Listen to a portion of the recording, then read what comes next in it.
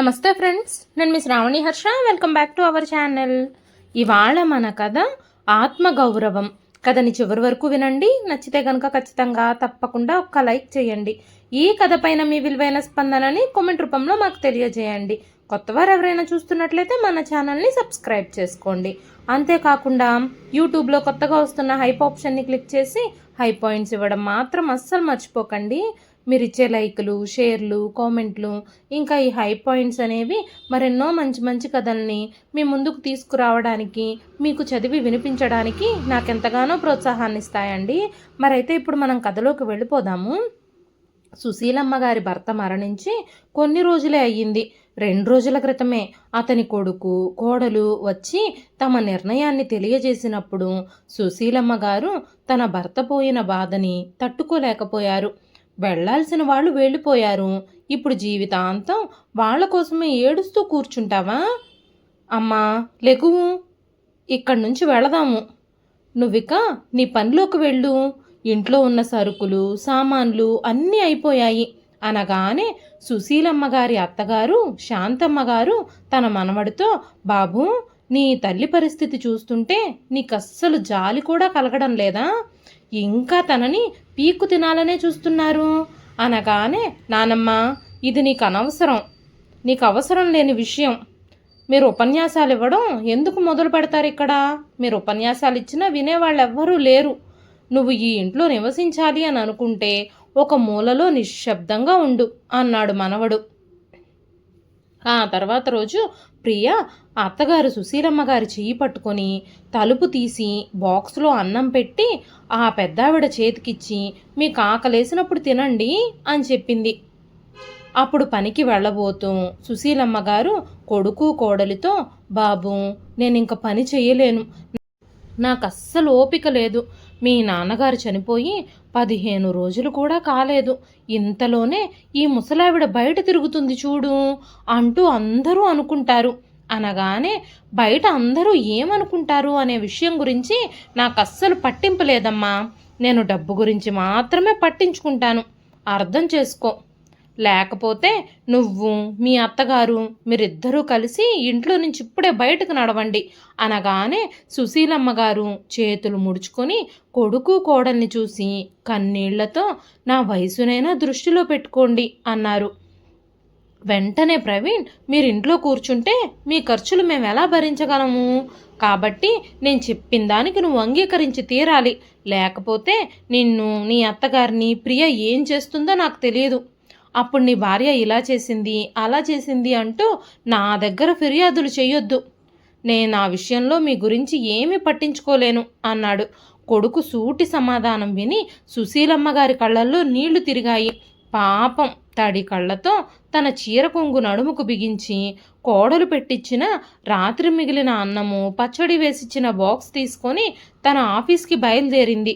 పక్కనే పనిచేస్తున్న స్త్రీలు కూడా సుశీలమ్మ గారిని జాలి కళ్ళతో చూస్తూ కొడుకుని, కోడల్ని తిట్టుకున్నారు. పాపం సుశీలమ్మ గారు నిశ్శబ్దంగా తడి కళ్ళతో తల వంచుకొని అక్కడి నుంచి వెళ్ళిపోయారు. సమయం గడిచిపోయింది. ఒకరోజు ప్రవీణ్ తన స్నేహితులతో కలిసి సుశీలమ్మ గారు పనిచేసే ప్రదేశానికి వెళ్ళాడు. ఎదురుగా ఉన్న కొడుకుని చూడగానే ఒక్కసారిగా ఆమె ముఖంలో చిరునవ్వు మెదిలింది. బాబూ, నువ్వేంటి ఇక్కడున్నావు అంటూ ప్రవీణ్ దగ్గరకు వెళ్ళింది. ప్రవీణ్ తన స్నేహితుల ముందు తన తల్లిని చూసి చాలా సిగ్గుపడ్డాడు. వెంటనే కోపంగా, ఎవరు నీ కొడుకు? అసలు నువ్వెలా ఉన్నావో చూసుకున్నావా? నేనెలా ఉన్నానో చూడు. నేను నీ కొడుకు అని ఎలా అనుకుంటున్నావు నువ్వు? ఎక్కడి నుంచి వస్తారో తెలియదు ఈ బిచ్చకత్తెలు అంటూ స్నేహితులతో కలిసి గట్టిగా సుశీలమ్మ గారిని అవమానిస్తూ నవ్వడం మొదలుపెట్టాడు. ముసల్దానా, నీ నుంచి చాలా దుర్వాసన వస్తుంది, కొంచెం దూరంగా వెళ్ళు, నా పక్కనొచ్చి నిలబడకు అన్నాడు ప్రవీణ్. సుశీలమ్మ గారు చేతులు ముడుచుకొని, క్షమించండి బాబు, బహుశా ఈ ముసలి కళ్ళు మోసపోయాయేమో, నా దృష్టే సరిగ్గా లేదు. మిమ్మల్ని చూసి నా కొడుకు అని నేను అనుకున్నాను అని చెప్పి కన్నీళ్లు పెట్టుకొని బయటకు వచ్చేసి పెద్దగా ఏడవడం మొదలుపెట్టింది. సుశీలమ్మ గారు సాయంత్రం ఇంటికి చేరుకోగానే కొడుకు, కోడలు ఆమెపై పెద్ద యుద్ధమే ప్రకటించారు. ప్రవీణ్ ఆఫీస్ ఫ్రెండ్స్ ముందు మీరు అతన్ని కొడుకు అని పిలవాల్సిన అవసరం ఏముంది? ఆయన తన ఫ్రెండ్స్ అందరి ముందు ఎంత నామోషిగా ఫీల్ అయ్యారో. అనగానే సుశీలమ్మ గారు తన స్నేహితుల ముందు ప్రవీణ్ చేసిన దానికి మీరు సిగ్గుపడాలి. అయినా సరే నాతో గొడవ పడుతున్నారా? నన్నే తిడుతున్నారా?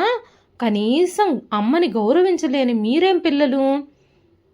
అక్కడ ప్రవీణ్ నన్ను ఎంతలా అవమానించాడో. ఇది నా ఆత్మగౌరవానికి సంబంధించిన విషయం అన్నారు. ఏ గౌరవం గురించి మీరు మాట్లాడుతున్నారు? మీ గౌరవానికి విలువ కడితే అదొక్క పైసాకు కూడా పనికిరాదు. పైసాకి పనికిరాని మనిషి గౌరవం గురించి మాట్లాడుతుంది అనగానే పెద్ద శబ్దంతో హఠాత్తుగా తన చెంప మీద దెబ్బ పడడంతో ప్రియ సోఫాలో కూలబడిపోయింది. అమ్మమ్మ, మీకెంత ధైర్యం నా మీద చెయ్యెత్తడానికి? అనగానే ప్రవీణ్ గబగబా ముందుకొచ్చి, నాయనమ్మ, నా భార్య మీద నువ్వు చెయ్యెత్తుతావా? నువ్వు అలా చెయ్యెత్తడానికి నీకెంత ధైర్యం ఉండాలి? తను గర్భవతి, ఆ విషయం కూడా నీకు తెలియదా? వృద్ధాప్యంలో మీరు మర్యాదలన్నీ మర్చిపోయారా? లేక మొండిగా మారిపోయారా? మీరిద్దరూ ఇంట్లో కూర్చుని తిని తిని చాలా లావైపోయారు. తేరగా కూర్చుని తిని ఏం చేయాలో అర్థం కాక ఇలాంటి పనులు చేస్తున్నారు అనగానే అప్పుడు మనవడి చెంప మీద కూడా గట్టిగా మరో చెంప దెబ్బ పడింది. ఇప్పుడు ఈ వయసులో మీరు నాకు మర్యాదలు నేర్పిస్తున్నారా? వ్యక్తులతో ఎలా ప్రవర్తించాలో నేర్పిస్తున్నారా? జాగ్రత్త, మీరిద్దరూ నా కోడలి వైపు చూస్తే నేను మీ ఇద్దరి కళ్ళు పీకేస్తాను. ఈ ముసలి ఎముకలకి బలం లేదని మీరు అనుకుంటున్నారు, అవునా? ఈ ముసలితనంలో వీళ్ళు మమ్మల్ని ఏం చేస్తారు? నాన్న కూడా చచ్చిపోయాడు. ఇక మా కోరిక మేరకు చెయ్యొచ్చు.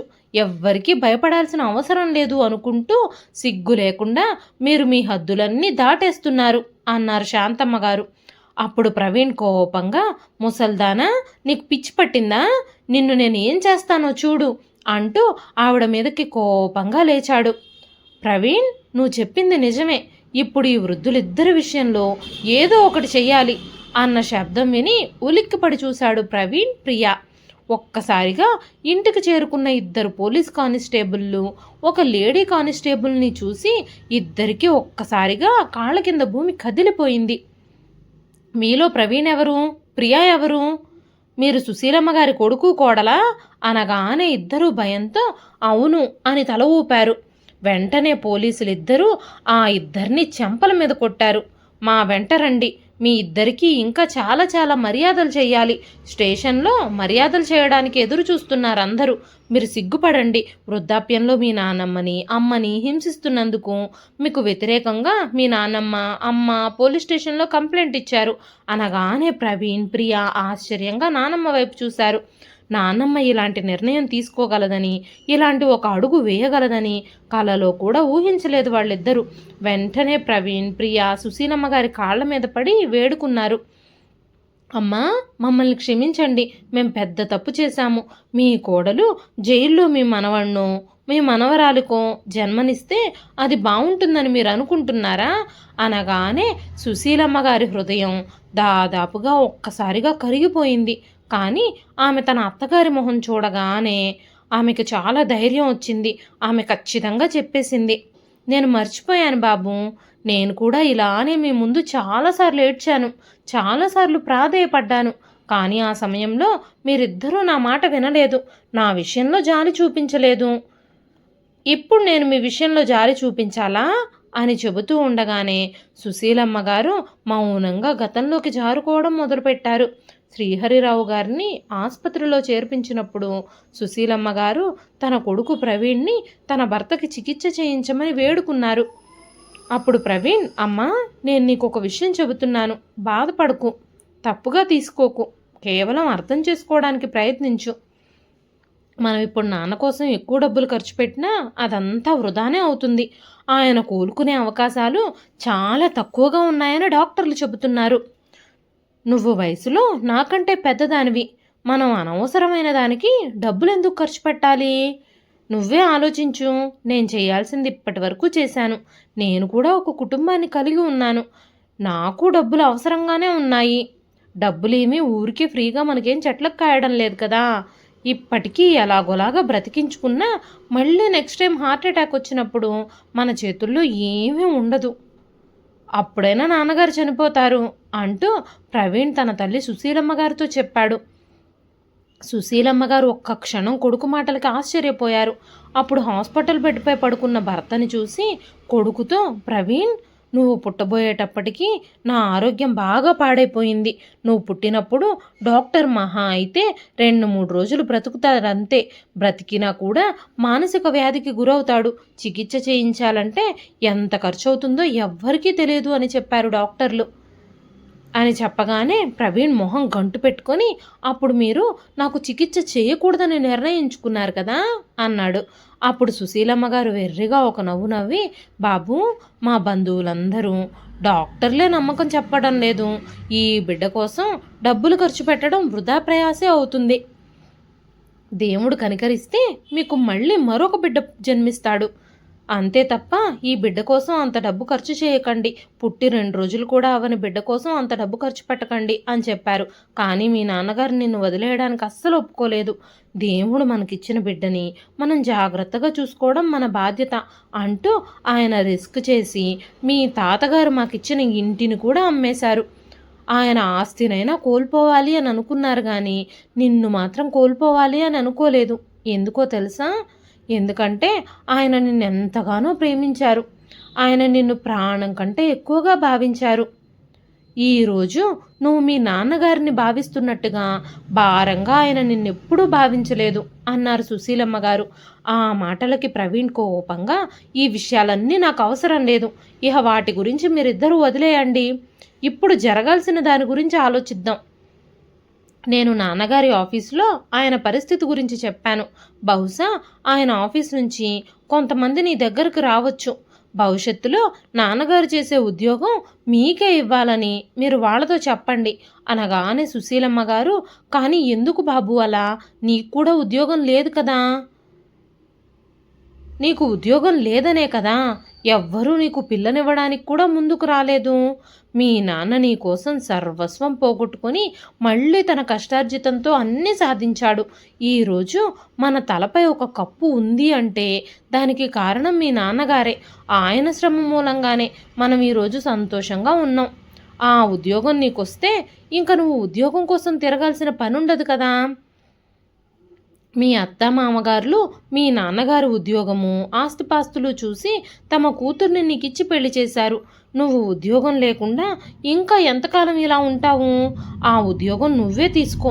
నేను ఈ వయసులో ఉద్యోగం చెయ్యాలని అనుకోవడం లేదు అనగానే ప్రవీణ్ కోపంగా, అమ్మా, నువ్వు నేను చెప్పినట్టు చెయ్యి. నాన్నగారి ఆ ఉద్యోగం నీకు రావడం విశేషం. నాకు ఆ ఉద్యోగం వస్తే 2 రూపాయలు సంపాదిస్తాను. మళ్ళీ నాకు ఏదైనా ఇంతకంటే మంచి జాబ్ వచ్చింది అనుకో, ఆ ఉద్యోగాన్ని వదిలేస్తాను. అలా కాకుండా నువ్వు ఆ ఉద్యోగంలో చేరావనుకో, నేను వేరే ఉద్యోగం చూసుకుంటాను కదా. అప్పుడు మన ఇంట్లో 2 ఉద్యోగాలు 2 జీతాలు ఉంటాయి కదా. నువ్వు ఇంకేం ఆలోచించుకో. నువ్వు ఉద్యోగం చేస్తూ ఇంట్లో కూడా కష్టపడాలి అని అనుకోకు. నువ్వు ఉద్యోగానికి వెళితే ఇంట్లో పనులేవి చెయ్యకుండా నేను చూసుకుంటాను. నా భార్య ఇల్లంతటినీ మేనేజ్ చేసేలాగా తనకి నేను సర్ది చెప్తాను అనగానే సుశీలమ్మ గారు, బాబు, ఇప్పుడు నేను ఆఫీస్కి వెళ్ళి పని చేయాలి అంటే ఏం చేయగలను? అక్కడ చేయాల్సిన పనులు నాకేం అర్థం అవుతాయి? అది కాకుండా నేను పెద్దగా చదువుకోలేదు. నేను ఇంటర్మీడియట్ వరకే చదువుకున్నాను. నేను ఆ ఉద్యోగం ఎలా పొందగలుగుతాను? నాకు ఆ ఉద్యోగం ఎలా ఇస్తారు? ఒకవేళ ఉద్యోగం వచ్చినా సరే ఆ పనులన్నీ ఎలా చేయాలో నాకు తెలియదు కదా అన్నారు సుశీలమ్మ గారు. అప్పుడు ప్రవీణ్ వెంటనే, మీకు ప్యూన్ ఉద్యోగమో స్వీపర్ ఉద్యోగమో వచ్చిందనుకోండి, దానివల్ల నష్టం ఏముంది? జీతం వస్తుంది కదా అనగానే ప్రియ అక్కడే నిలబడి, అత్తయ్య గారు, మీరు ఎందుకు ఈ విషయం గురించి ఇంతలా ఆలోచిస్తున్నారు? మీకు ఆ ఉద్యోగం చేయడానికి అసలు ఏంటి ప్రాబ్లం? ఈ ఇంట్లో మీరే కాకుండా అమ్మమ్మ గారు కూడా ఉన్నారు. మిమ్మల్ని, అమ్మమ్మ గారిని, మామయ్య గారిని మేము ఎలా పోషిస్తామని మీరు అనుకుంటున్నారు అనగానే ఆ మాటలకి సుశీలమ్మ గారికి చాలా బాధ కలిగింది. ఇన్ని రోజులు నా భర్త ఒంటి చేత్తో ఉద్యోగం చేసి అందరినీ పోషించారు. ఎప్పుడూ ఎవ్వరిని భారంగా ఫీల్ అవ్వలేదు. ఈ రోజుకి నా కొడుకు, నా కోడలు నా భర్త సంపాదనే తింటున్నారు. అయినా సరే ఆయనకి వైద్యం చేయించకపోగా నాతో ఉద్యోగం చేపించి నా సంపాదన కూడా కూర్చుని తినాలని చూస్తున్నారు అని ఆలోచించుకుంటున్నారు సుశీలమ్మ గారు. ఇప్పుడు సుశీలమ్మ గారు ఎవరిని శపించాలి, ఎవరిని నిందించాలి, పిల్లల్నా లేదా తన పెంపకాన్నా? సుశీలమ్మ గారు ఇంకేమీ ఆలోచించకుండా తన భర్త ఎలాగైనా కోలుకోవాలని దేవుణ్ణి ప్రార్థించడం ప్రారంభించారు. ఆయన గురించి అందరూ ఆశలు వదులుకున్నారు, కానీ ఆమె మాత్రం తన ఆశను వదులుకోలేదు. ఎందుకంటే ఈ ప్రపంచం మొత్తం ఆశపైన ఆధారపడింది. మరుసటి రోజు సుశీలమ్మ గారు ఇంట్లో హడావిడిగా పనిచేసుకొని తన భర్తకి హాస్పిటల్కి భోజనం తీసుకెళ్లడానికి రెడీ చేస్తూ ఉండగా ఆసుపత్రి నుంచి ఫోన్ వచ్చింది. హాస్పిటల్ యాజమాన్యం వాళ్ళు సుశీలమ్మ గారితో మీ భర్తని ఇక ఇంటికి తీసుకెళ్ళిపోమ్మని చెప్పారు. అందుకు సుశీలమ్మ గారు ఏం జరిగింది బాబు, ఎందుకు ఆయన ట్రీట్మెంట్ ఆపేసి ఇంటికి తీసుకెళ్ళిపోమని చెప్తున్నారు, ఆయన ఆరోగ్యం ఇంకా కోలుకోలేదు కదా అంటూ అడిగారు. ఆసుపత్రి ఖర్చులు భరించలేమని మీ అబ్బాయి చెప్పాడు కాబట్టి ఇప్పుడు పేషెంట్ని మీరు ఇంటికి తీసుకెళ్ళిపోవచ్చు అని ఆసుపత్రి వాళ్ళు చెప్పారు. అలా చెప్పి వాళ్ళు ఫోన్ కట్ చేసేశారు. సుశీలమ్మ గారు కోపంగా ప్రవీణ్ ఎక్కడున్నావు అనగానే ప్రవీణ్ గదిలో నుంచి బయటకొచ్చి ఏమైందమ్మా, ఎందుకలా అరుస్తున్నావు అంటూ అడిగాడు. మీ నాన్నగారిని ఇంటికి తీసుకెళ్ళిపోమ్మని హాస్పిటల్ నుంచి కాల్ వచ్చింది అనగానే అవునమ్మా, ఆయన అక్కడుండి మాత్రం ఏం చేస్తారు, ఆయన ప్రాణం ఎలాగో రక్షించబడదు, కనీసం మన జీవితం అన్నా చెడిపోకుండా ఉంటుంది. ఇప్పుడిక బ్రతకాల్సిన రోజులన్నీ ఇంట్లోనే ఉంటారు. ఆసుపత్రిలో ఉండడం వల్ల ఆయన ఆయుష్ పెరగదు కదా. చివరి క్షణాల్లో కుటుంబ సభ్యులు తన చుట్టూ ఉంటారని సంతోషించాలి. పైగా మనకి హాస్పిటల్ ఖర్చులు కూడా తగ్గుతాయి. హాస్పిటల్ వాళ్ళు రోజుకెంత లాగుతున్నారో తెలుసా అన్నాడు. అక్కడే మూలలో కూర్చున్న సుశీలమ్మ గారి అత్తగారైన శాంతమ్మ గారు అయ్యో భగవంతుడా, నన్నెందుకు ఇప్పటి వరకు బ్రతికించావు, ఇవన్నీ చూడాలని నా తలరాతలో రాసావా, నా బిడ్డ కంటే ముందు నన్నే ఎందుకు తీసుకుపోకూడదు నువ్వు అని ఏడుస్తూ ఎవరి కోసమైతే నా కొడుకు తనకు ఉన్నదంతా త్యాగం చేశాడో, ఎవరినైతే మృత్యువు కోరం నుంచి తిరిగి తీసుకొచ్చాడో వాళ్లే తనని ఇలాంటి నిస్సహాయ స్థితిలో తన చావుమని వదిలేస్తున్నారు అంటూ ఏడవడం మొదలుపెట్టారు. అప్పుడు ప్రియ తన గది నుంచి బయటకొచ్చి అమ్మమ్మగారు మీరు మౌనంగా ఉండండి, ఈ ఇంట్లో సంపాదించేవారెవ్వరూ లేరు కానీ తినేవాళ్ళు మాత్రం చాలామందే ఉన్నారు. ఎంతమంది ఇళ్లల్లో వృద్ధులున్నారో తెలియదు కానీ మా ఇంట్లో మాత్రం వృద్ధుల సైన్యాన్నే పెంచుకోవాల్సి వస్తుంది. మీరైనా అలా ఎలా మాట్లాడుతున్నారమ్మమ్మగారు, మామయ్య గారు బ్రతుకుతారు అనే ఆశ ఉంటే ప్రవీణ్ ఆయన్ని ఖచ్చితంగా కాపాడేవాడు కాదా, కానీ ఆయన ఇంకా ఎక్కువ కాలం బ్రతకలేరు అని డాక్టర్లే చెప్పారు కదా. వాళ్ళు అంతలా చెప్పినప్పుడు అనవసరంగా డబ్బు ఖర్చు పెట్టి ఏం చేయాలి అనే కదా ఈ నిర్ణయం తీసుకున్నారు. మీరు రండి, వీటి గురించి ఏమి పట్టించుకోవద్దు అంటూ ప్రియ ప్రవీణ్ని తనతో పాటు చేయి పట్టుకుని గదిలోకి తీసుకెళ్ళిపోయింది. సుశీలమ్మ గారు త్వరగా శాంతమ్మ గారికి భోజనం పెట్టి అత్తయ్య గారు భోజనంలోకి రసం ఇంకా పెరుగు మాత్రమే ఉన్నాయి, నేను ఈరోజు ఎక్కువగా ఏమీ సిద్ధం చేయలేకపోయాను, మీరు ఇవి తినేసి మందులు వేసుకోండి, నేను హాస్పిటల్కి వెళ్ళాలి, హాస్పిటల్లో ఆయన నా కోసం ఎదురు చూస్తూ ఉంటారు అంటూ హడావిడిగా రెడీ అయ్యి హాస్పిటల్కి వెళ్ళబోతున్న సుశీలమ్మ గారితో రూమ్లో నుంచి బయటకు వస్తూ ప్రవీణ్ అమ్మా, నువ్వేమీ హాస్పిటల్కి వెళ్లాల్సిన అవసరం లేదు, నాన్నని వాళ్ళ అంబులెన్స్లోనే హాస్పిటల్ వాళ్లే ఇంటికి పంపిస్తామని చెప్పారు, మీరు వెళ్ళాలనుకుంటే వెళ్ళండిలే అంటూ కోడలు వెటకారంగా చెప్పింది. కన్నబిడ్డలు ఇలా మారిపోతే ఎవరు మాత్రం ఏం చేయగలం అనుకుంటూ సుశీలమ్మ గారు హాస్పిటల్కి పరిగెత్తుకుంటూ వెళ్ళారు. తన భర్తని తీసుకుని అంబులెన్స్లో ఇంటికి తిరిగొచ్చారు. ప్రియ హాస్పిటల్ నుంచి అత్తామామలు రాగానే అత్తయ్య గారు మామయ్య గారు మీరు వరండాలో ఆ మూలనున్న గదిలో ఉండండి, అందులో ఉండడానికి మీకు అన్ని ఏర్పాట్లు చేశాము, ఎందుకంటే మామయ్య గారిని ఇంట్లో ఉంచితే ఇల్లంతా మందుల వాసన వస్తుంది, ఆయనని చూడడానికి ఆఫీస్ వాళ్ళు చుట్టాలు బంధువులు అందరూ వచ్చి వెళ్తూ ఉంటారు కదా, వాళ్ళందరూ ఇంట్లోకి వచ్చి కూర్చుంటారు, అదే వరండాలో ఉన్న ఆ మూల గదిలో ఉంటే అక్కడికొచ్చి అట్నుంచటే వెళ్ళిపోతారు. ఒకవేళ మామయ్య గారు చనిపోతే ఆ గదిలోనే అయితే ఆ గది వరకు వాడకుండా కొన్ని రోజులు వదిలేయచ్చు, కానీ ఆయన ఇంట్లో చనిపోతే ఇల్లు మొత్తం మూసేసుకోవాల్సి వస్తుంది, అందుకే మేము ముందు చూపుతో ఆలోచించి ఇలాంటి నిర్ణయం తీసుకున్నాం. నేను సరిగ్గానే చేశాను కదా అంది ప్రియ. సుశీలమ్మ గారు అలసిపోయిన కళ్ళతో కోడల వైపు చూస్తూ, ఏది మంచిదో ఏది చెడ్డదో మీకంటే బాగా ఎవరికి తెలుసు? మీరు ఏం చేసినా అంత బాగానే ఉంటుంది. అంతా ఆలోచించే చేస్తారు మీరు. దేవుడే స్వయంగా నా జీవితాన్ని పాడు చేసేసిన తర్వాత ఎవరు ఏం చేస్తే మాత్రం ఏం జరుగుతుంది అనుకుంటూ భర్త కోసం గదిలో ఏర్పాట్లు చేయడం మొదలుపెట్టారు. సుశీలమ్మ గారికి ఎవరో తమని బలవంతంగా బయటకు గెంటేసినట్టుగా అనిపిస్తుంది. ఆమె వంటగది వైపు లేదా లోపలి గది వైపు వెళ్ళినప్పుడల్లా, ప్రియా, ఏంటత్తయ్య గారు, మీకేమైనా కావాలంటే నన్ను అడగండి. ముఖ్యమైన వస్తువులన్నీ నేను ఆల్రెడీ ఆ గదిలోనే ఉంచాను కదా అనగానే సుశీలమ్మ గారు నిశ్శబ్దంగా మౌనంగా అక్కడి నుంచి వెళ్ళిపోయారు. ఆమె తన సొంత ఇంట్లో కాకుండా వేరే ఎవరింట్లోనూ ఉంటున్నట్టుగా సుశీలమ్మ గారికి మెల్లమెల్లగా అనిపించసాగింది. ఒకరోజు ఆమె భర్త ఆఫీస్ నుంచి కొంతమంది ఆమెతో మాట్లాడడానికి వచ్చారు. ప్రవీణ్, అమ్మా, నీకింతకు ముందే చెప్పాను కదా నేను చెప్పినట్టే చెయ్యమని. నేను ఏదైతే చెప్పానో నువ్వు వాళ్ళతో అదే మాట్లాడాలి అని ముందే చెప్పి వెళ్ళాడు. సుశీలమ్మ గారు కూడా అదే చేశారు. ఆఫీస్ వాళ్ళు సుశీలమ్మ గారితో, మీరు ఈ వయసులో ఉద్యోగం ఎలా చేస్తారు? రిటైర్మెంట్ తీసేసుకొని రిటైర్మెంట్ డబ్బులు తీసుకుంటే మంచిది. మీరు ఏమీ చెయ్యనవసరం లేదు. అన్ని ఏర్పాట్లు మేం చేస్తాము. మీ క్షేమం కోసమే మేము చెప్తున్నాము అని మాట్లాడుతూ ఉండగానే ప్రవీణ్ దూరం నుంచి తల్లికి సంకేతాలు ఇస్తూ ఉన్నాడు. ఆఖరికి ఆఫీసు వాళ్ళు భర్త మంచి నడవడిక వల్ల సుశీలమ్మ గారు తను ఉద్యోగం చేయాలని అనుకుంటున్నాను అని చెప్పిన ప్రతిపాదనని వాళ్ళు ఒప్పుకున్నారు. దానివల్ల సుశీలమ్మ గారికి ఆ ఆఫీస్లోనే చిన్న ఉద్యోగం ఇచ్చారు. కొన్ని రోజులకే శ్రీహరి గారు చనిపోయారు. భర్త చనిపోయి ఎక్కువ రోజులు కూడా గడవలేదు. సుశీలమ్మ గారు దుఃఖ సాగరంలో మునిగిపోయారు. నువ్వు ఇలా ఎంతకాలం అని మౌనంగా ఉంటావమ్మా? 15 రోజులు అయిపోయాయి కదా. ఇప్పుడు నువ్వు ఆఫీస్కి వెళ్ళి వర్క్లో జాయిన్ అవ్వు. ఈ ఇంటికి నువ్వు ఇలా కూర్చునుంటే డబ్బులు ఎక్కడి నుంచి వస్తాయి? నువ్వు ఉద్యోగంలో జాయిన్ అయితే నీకు జీతం డబ్బులైనా వస్తాయి కదా. ఆ జీతం డబ్బులతో మన ఇల్లు నడుపుకోవచ్చు అన్నాడు. నీలాంటి బిడ్డను దేవుడికి ఎవ్వరికీ ఇవ్వకూడదు అంటూ శాంతమ్మ గారు అన్నారు.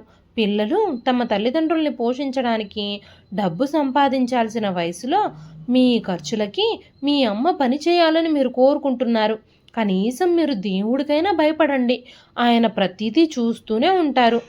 మీరు ఏం విత్తుతారో అదే పంటని కోయాల్సి ఉంటుంది అనగానే నాయనమ్మ మాటలకి ప్రవీణ్కి చాలా కోపం వచ్చింది. నాన్నమ్మ, ఇప్పుడు నాన్నగారు కూడా లేరు కాబట్టి నేను ఎవ్వరికీ భయపడను. నువ్వు ఈ చూరు కిందే బ్రతకాలి అని అనుకుంటే ఒక మూలన నిశ్శబ్దంగా పడుండు. లేకపోతే నిన్ను తీసుకెళ్ళి ఏ వృద్ధాశ్రమంలోనో వదిలేసి వస్తాను అనగానే ప్రవీణ్ మాటలకి సుశీలమ్మ గారు, బాబు ప్రవీణ్, నువ్వు అసలు ఏం మాట్లాడుతున్నావు? నేనుండగా మీ నాన్నమ్మని వృద్ధాశ్రమంలో వదిలేస్తానని నా ముందే చెబుతున్నావు. మీరెవ్వరూ ఈ విషయంలో గొడవలు పడాల్సిన అవసరం లేదు. నేను రేపటి నుంచి ఆఫీస్కు వెళతాను అంటూ సుశీలమ్మ గారు భర్తను గుర్తు చేసుకుంటూ ఏడవడం మొదలుపెట్టారు. మెల్లగా సమయం గడుస్తూ ఉండగా సుశీలమ్మ గారికి భర్త పనిచేసే ఆఫీస్లోనే ప్యూన్ ఉద్యోగం వచ్చి ఆవిడ వెళుతూ ఆఫీస్ పనులు చేస్తూ ఉన్నారు. ఫైళ్లను ఒక టేబుల్ మీద నుంచి మరో టేబుల్ మీదకి చేరవేయడం, ఇంకా ఉద్యోగస్తుల సౌకర్యాలు చూసుకోవడం, వాళ్ళకి మంచినీళ్ళు, టీలు, కాఫీలు అందించడం, అలాంటి పనులన్నీ సుశీలమ్మ గారు ఆఫీస్లో చేయాల్సి వస్తుంది. సమయం మెల్లమెల్లగా గడిచిపోవడం ప్రారంభించింది. సుశీలమ్మ గారి పరిస్థితి ఆ ఇంట్లో మరింత దిగజారుతూ వచ్చింది. ఒక పిల్లాడు తన తల్లిదండ్రులకి గౌరవం ఇవ్వడం కంటే వాళ్ళు డబ్బుల మీద ఆశ కలుగున్నప్పుడు బహుశా ఇలాంటి పరిస్థితులే ఇంట్లో ఏర్పడవచ్చు. ఒకరోజు ప్రవీణ్ తన స్నేహితులతో కలిసి తన తల్లి పనిచేసే ఆఫీస్కి వచ్చాడు. వాళ్ళందరూ మాట్లాడుకుంటూ ఉన్న సమయంలో ఆ అధికారి ఒక ఫైల్ తీసుకురమ్మని సుశీలమ్మ గారిని పిలిచాడు. సుశీలమ్మ గారు ఆ ఫైల్ తీసుకొచ్చి ఆ అధికారి టేబుల్ మీద పెట్టగానే అక్కడే నిలబడి ఉన్న ప్రవీణ్ని ఆవిడ వెనక్కి తిరిగి చూసినప్పుడు, బాబు ప్రవీణ్, నువ్వేంటి ఇక్కడున్నావు అంటూ అడిగారు. ప్రవీణ్ ఒక్క క్షణం ఆశ్చర్యపోయాడు. ఆ తర్వాత చుట్టూ చూసి, ఏ కొడుకు, ఎవరి కొడుకు? మీరు నన్ను మీ కొడుకు అని అనుకుంటున్నారా? మీరెలా ఉన్నారో అసలు చూసుకున్నారా అంటూ హేళనగా మాట్లాడాడు. ప్రవీణ్ స్నేహితులందరూ ఆవిడ్ని చూసి నవ్వడం మొదలుపెట్టారు. వెంటనే సుశీలమ్మ గారు తేరుకొని, క్షమించండి బాబు, నేనే పొరపాటు పడ్డట్టున్నాను. నేనే మిమ్మల్ని చూసి నా కొడుకు అని అనుకున్నాను. నా కళ్ళే నన్ను భ్రమపెట్టాయి. క్షమించండి అంటూ చేతులు ముడుచుకొని క్షమాపణలు చెప్పి ఆఫీస్ నుంచి బయటకు వెళ్ళిపోయారు. అదే ఆఫీస్లో సుశీలమ్మ గారి కొడుకు ప్రవీణ్ అని తెలిసిన వాళ్ళు కొంతమంది ఉన్నారు. వాళ్ళు సుశీలమ్మ గారితో మాట్లాడుతూ, రోజులు ఎలా తయారయ్యాయి అంటే ఇప్పటి పిల్లలకి తల్లిదండ్రుల గౌరవం కంటే డబ్బే ముఖ్యమైపోయింది అన్నారు. ఒక తల్లిని తన కొడుకు నువ్వు తల్లివి కాదు అన్నప్పుడు ఆ బాధని భరించడం చాలా బాధాకరం. భగవంతుడా, దాన్ని భరించే శక్తి నాకివ్వు అని అనుకున్నారు సుశీలమ్మ గారు. ప్రవీణ్ తన స్నేహితుల పని పూర్తి చేసుకొని అక్కడి నుంచి వెళ్ళిపోయాడు. సాయంత్రం అలసిపోయిన సుశీలమ్మ గారు ఇంటికొచ్చినప్పుడు ప్రవీణ్ కోపంగా ఆమె మీదకు వెళ్ళాడు. నువ్వు ఆఫీసులో పనిచేసే ప్యూన్వని నా స్నేహితుల ముందు నేను చెప్పుకోలేను. నా తల్లి ఒక ఆఫీస్లో పనిచేసే ప్యూన్ అని తెలిస్తే నాకు వాళ్ళ మధ్యలో ఎలాంటి గౌరవం ఉండదు అనగానే సుశీలమ్మ గారు, బాబు, ఒక వ్యక్తి తను పనులు మరియు ప్రవర్తన ద్వారా మాత్రమే గౌరవం పొందుతాడు. నీ పేరుకి గౌరవం తెచ్చే పని ఇప్పటి వరకు నువ్వేది చేయలేదు. అయినా సరే మనకి అన్నం పెట్టే ఉద్యోగాన్ని నువ్వు అవమానంగా చూస్తున్నావా? ఇప్పటి వరకు మీ నాన్నగారిని జనాలందరూ ఎంతగానో గౌరవించేవారు. ఇప్పుడు కూడా ఆయన వల్ల వచ్చిన ఉద్యోగం డబ్బులతోనే మనం బ్రతుకుతున్నాము. నేను సంపాదించే డబ్బుతో బ్రతుకుతూ మీరు నన్ను గౌరవించాలి, కానీ మీరు గౌరవం గురించి వదిలేయండి. కనీసం నన్ను అమ్మగా కూడా ప్రేమించడం లేదు. నువ్వు నన్ను అక్కడ అందరి ముందు అవమానించిన అవమానం నీ తల్లి గౌరవం కంటే ఎక్కువ అన్నారు. అప్పుడు ప్రియా, ఓ గాడ్, మీ అమ్మగారు ఏ గౌరవం గురించి మాట్లాడుతున్నారు? ఆవిడ స్టేటస్ విలువ ₹1 కూడా చెయ్యదు. ఆమె గౌరవం గురించి మాట్లాడుతుంది అనగానే ప్రవీణ్, అమ్మా, నీ కొడుకు గౌరవం కంటే నీకు ఇంకేం ముఖ్యం? ఇక్కడ నువ్వు మాత్రం నీ గౌరవ మర్యాదల కోసం మాత్రమే పోరాడుతున్నావు. కన్న తల్లి ఆ ఆఫీస్లో పనిచేసే ఫ్యూన్ అంటే మీ అబ్బాయికి తన ఫ్రెండ్స్ మధ్యలో గౌరవం ఉంటుందా? అది మీరెందుకు ఆలోచించడం లేదు అంది ప్రియ. అప్పుడు సుశీలమ్మ గారు, అమ్మ ప్రియ, నువ్వు నీ భర్తకి సపోర్ట్ చేయడం తప్పు కాదు, కానీ ఏదైనా తప్పు విషయంలో నువ్వు మద్దతు ఇస్తే రేపు నీకు కూడా శిక్ష పడుతుంది. మీ పిల్లలు కూడా మీతో అలాగే ప్రవర్తిస్తారు. ఎందుకంటే పిల్లలు మనల్ని చూస్తూ పెరుగుతారు కాబట్టి మనం ఏదైతే ఇస్తామో అదే మనకు తిరిగి వస్తుంది. ఈ విషయం గుర్తుపెట్టుకోండి అనగానే ప్రవీణ్, మీ బుర్రలు పనిచేయడమే మానేశాయి. ఈ రోజు నేను మిమ్మల్ని ఇంట్లో నుంచి గెంటేస్తే నన్ను అడిగేవారే లేరు. నేను మా నాన్నకి తల కొరువు పెట్టాను. నేను గనక ఇంట్లోంచి వెళ్ళిపోయాననుకో, నీకు నాన్నమ్మకి తల కొరువు పెట్టడానికి కానీ శ్మశానానికి తీసుకెళ్ళడానికి కానీ ఎవ్వరూ ఉండరు, ఆలోచించుకోండి అంటూ భార్యాభర్తలిద్దరూ ఒకరి ముఖాల్లో ఒకళ్ళు చూసుకొని నవ్వడం మొదలుపెట్టారు. మనమడి మాటలు విన్న శాంతమ్మ గారి కళ్ళల్లో ఒక్కసారిగా నీళ్లు తిరిగాయి. కన్నీళ్లు ధారలుగా ప్రవహించాయి. ఆ రోజు సుశీలమ్మ గారికి అంత ధైర్యం ఎక్కడి నుంచి వచ్చిందో తెలియదు. ఆమె అత్తగారైన శాంతమ్మ గారి కన్నీళ్లు తుడిచి, వద్దత్తయ్య గారు, మీరు ఏడవకండి, మీ కోడలు ఇంకా బ్రతికే ఉంది. ప్రవీణ్, నువ్వేం చెప్పావు? నువ్వు లేకపోతే మమ్మల్ని అడిగేవారే లేరా? మీరు వెంటనే మీ సామాన్లన్నీ సర్దుకుని ఈ ఇంటిని విడిచిపెట్టి వెళ్ళిపోండి. నేను మీ నాన్నమ్మ ఒకళ్ళకొకళ్ళు తోడుగా ఉంటాము, ఒకళ్ళనొకళ్ళు చూసుకుంటాము అనగానే ప్రియ, అత్తయ్య గారు, మీరు స్పృహలో ఉండే మాట్లాడుతున్నారా? అసలు మీరు ఏం మాట్లాడుతున్నారో మీకైనా అర్థమవుతుందా అనగానే సుశీలమ్మ గారు, ఇప్పుడు చెప్పడానికి ఏమీ లేదు, చేయవలసిందే ఉంది అంటూ వెంటనే ఫోన్ తీసి తన పై ఆఫీసర్కి ఫోన్ చేసి, నేను దివంగత శ్రీహరిరావు గారి భార్య సుశీలమ్మని మాట్లాడుతున్నాను. రేపటి నుంచి నేను ఉద్యోగంలోకి రావడం లేదు. దయచేసి నాకు వాలంటరీ రిటైర్మెంట్ ఇప్పించేయండి. ఇప్పుడు నేను మా అత్తగారికి సేవ చేయడం కోసం ఇంట్లోనే ఉండాలి అని అనుకుంటున్నాను అని చెప్పారు. మౌనంగా ఉండమని, అలా చేయొద్దని ప్రవీణ్ పక్క నుంచి సుశీలమ్మ గారికి సంకేతాలు ఇస్తూనే ఉన్నాడు. కానీ సుశీలమ్మ గారు తన మాట అస్సలు వినలేదు. తర్వాత శాంతమ్మ గారి బలవంతంతో సుశీలమ్మ గారు పోలీస్ స్టేషన్కి ఫోన్ చేసి, ఇన్స్పెక్టర్ సార్, నా కొడుకు కోడలు నన్ను నా అత్తగారిని హింసిస్తున్నారు. నేను సంపాదించిన డబ్బులన్నీ నా నుంచి లాగేసుకుంటున్నారు. మీరు నాకు సహాయం చేసుంటే నా వృద్ధాప్యం సజావుగా సాగిపోతుంది. మా చిరునామా ఇది, వెంటనే రండి అంటూ తన అడ్రస్ చెప్పింది.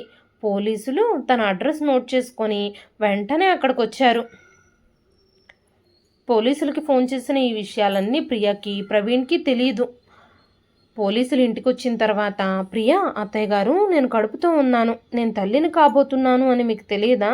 ఇప్పుడు నన్ను మీరు జైలుకి ఎలా పంపిస్తారు అనగానే సుశీలమ్మ గారు, నేను నా మనవడి ముఖం చూడాలని కూడా అనుకోవడం లేదు. కొడుకు కోడలి ఇద్దరి ముఖాలు చూసి నా మనసు ఆందోళనతో నిండిపోయింది. నా కొడుకు కోసం ఎంతో తాపత్రయపడిన మాకు, నా భర్తకి ఏం దక్కింది? నేను కని పెంచి సర్వస్వం దారబోసిన కొడుకే మా గురించి పట్టించుకోనప్పుడు మనవడి గురించి నేనెలా ఆలోచిస్తాను అన్నారు. అప్పుడు కొడుకు కోడలి ఇద్దరి ముఖాలు చూసి సుశీలమ్మ గారి మనసు ఆనందంతో నిండిపోయింది. మీరు ఒక పని చేయండి, మీ పిల్లల్ని మీరు సొంతంగా పెంచుకోండి. మీకు వీలైతే వారికి ఏదైనా మంచి నేర్పండి. దానివల్ల మీరు మాతో వ్యవహరించిన విధంగా వాళ్ళు మీతో ప్రవర్తించరు. మీ వల్ల నాతో ఇంకా కొన్ని రోజులు ఉండగలిగే నా భర్త అర్ధాంతరంగానే ప్రాణాలు కోల్పోయారు. నేను మిమ్మల్ని ఇద్దరినీ ఎప్పటికీ క్షమించలేను. ఇప్పుడే మీరు నా ఇంటి నుంచి వెళ్ళిపోండి అనగానే ప్రవీణ్ అక్కడ చాలా పెద్ద గొడవ సృష్టించాడు. రాత్రిపూట చుట్టుపక్కల ప్రజలందరూ గుమిగూడారు. అందరికీ నిజం తెలియడంతో అందరూ ప్రవీణ్ని తిట్టడం, అసహ్యంగా మాట్లాడడం ప్రారంభించారు. కొద్దిసేపటికే పోలీసులు కూడా వచ్చారు. ప్రవీణ్ ఇంకా ప్రియా సుశీలమ్మ గారి పాదాలపై పడ్డారు. అమ్మా, దయచేసి మమ్మల్ని క్షమించండి, ఇన్స్పెక్టర్ గారిని వెళ్ళిపోమ్మని చెప్పండి అనగానే సుశీలమ్మ గారు, శాంతమ్మ గారు, ఇన్స్పెక్టర్ గారు, మీరెక్కడికి వెళ్ళకండి. మీరు వెళ్ళిన వెంటనే వీళ్ళిద్దరూ మా ఇద్దరిపై ఒత్తిడి తెస్తారు. ఈ రాత్రికి మీరు వాళ్ళని కస్టడీలోకి తీసుకోకపోతే నాకు, నా అత్తగారికి భద్రతగా ఎవరినైనా కానిస్టేబుల్ని ఇక్కడ వదిలి వెళ్ళండి. రేపు ఉదయానికల్లా నా కొడుకు కోడలు నా ఇంటిని ఖాళీ చెయ్యాలి. ఎందుకంటే ఇప్పుడు నాకు నా కొడుకుతో అనుబంధం లేదు. అమ్మగా ఈరోజు ఆత్మగౌరవమే గెలవాలని నేను కోరుకుంటున్నాను అంటూ సుశీలమ్మ గారు తన అత్తగారితో కలిసి గదిలోకి వెళ్ళిపోయారు. ఉదయం తెల్లారిన వెంటనే కానిస్టేబుల్ ప్రవీణ్, ప్రియలని ఇంట్లో నుంచి బయటకు పంపించారు. ఏడుపు ముఖాలతో ప్రవీణ్, ప్రియ సుశీలమ్మ గారి దగ్గరకు వెళ్లారు. తల్లి పాదాలు తాకబోతున్న కొడుకుని, కోడల్ని, సుశీలమ్మ గారు, నన్ను ముట్టుకోకండి, మీరు నన్ను ముట్టుకుంటే నాకే పాపం అంటుకుంటుంది. గుర్తుపెట్టుకో కోడలా, నేను చనిపోతే నా అంత్యక్రియలు చేయాల్సిన, నాకు తల కొరివి పెట్టాల్సిన బాధ్యత మీకు లేదు. మీతో అలాంటి కార్యక్రమాలన్నీ చేయించుకోవాలి అన్న ఆశ కూడా నాకు లేదు. అలాంటి కోరికలేవి మాకు లేవు. మీతో ఎలాంటి కార్యక్రమాలు చేయించుకుంటే మా మరణాంతరం కూడా మాకు మోక్షం లభించదు. మా ఇద్దరి మరణానంతరం మా శవాలను కూడా మీరు తాకడానికి వీల్లేదు. ఈ విషయం గుర్తుపెట్టుకోండి అంటూ వాళ్ళని ఇంట్లో నుంచి బయటకు పంపించేశారు సుశీలమ్మ గారు. చివరిగా సుశీలమ్మ గారి ఆత్మగౌరవమే గెలిచింది. ఆవిడ వాలంటరీ రిటైర్మెంట్ తీసుకున్నారు. రిటైర్మెంట్తో వచ్చిన డబ్బులన్నీ బ్యాంకులో వేసుకున్నారు. ఆ డబ్బుల మీద వచ్చే వడ్డీతో, వారికిచ్చే వితంతు పెన్షన్తో ఇద్దరూ ఆత్మగౌరవంతో బ్రతుకుతున్నారు. ఒక స్త్రీ వయసు ఏదైనా సరే, ఆమె తన ఆత్మగౌరవాన్ని కాపాడుకోవాలి అని బలంగా నిశ్చయించుకుంటే ఆమె ఎలాంటి కఠినమైన చర్యలనైనా తీసుకోగలదు. తమని తీవ్ర మనస్తాపానికి గురి చేసిన కొడుకు కోడలు ఇద్దరూ కనీసం నిలువ నీడ లేకుండా, రూపాయి సంపాదన లేకుండా రోడ్డు మీద పడ్డారు. సుశీలమ్మ గారు, శాంతమ్మ గారు ఆత్మగౌరవంతో ఆ ఇంట్లో బ్రతుకుతున్నారు. ఇదండి ఈరోజు కదా. సుశీలమ్మ గారి నిర్ణయం మీకు ఎలా అనిపించింది? ఆవిడ కొడుకుని కోడల్ని శిక్షించి తన ఆత్మగౌరవాన్ని కాపాడుకోవడం మీకు నచ్చిందా? ఈ కథ గురించిన మీ విలువైన అభిప్రాయాలని కామెంట్ రూపంలో మాకు ఖచ్చితంగా తెలియజేయండి. నా కథల్ని ఆదరిస్తున్న ప్రతి ఒక్కరికి నా కృతజ్ఞతలు. కథ నచ్చితే ఒక లైక్ చేసి మీ విలువైన అభిప్రాయాలని కామెంట్ రూపంలో మాకు చెప్పడం అస్సలు మర్చిపోకండి. మరెన్నో ఇలాంటి మంచి మంచి కథల కోసం మన ఛానల్ని సబ్స్క్రైబ్ చేసుకోండి. మరొక మంచి కథతో రేపు మళ్ళీ కలుస్తానండి. అంతవరకు సెలవు, ఉంటానండి.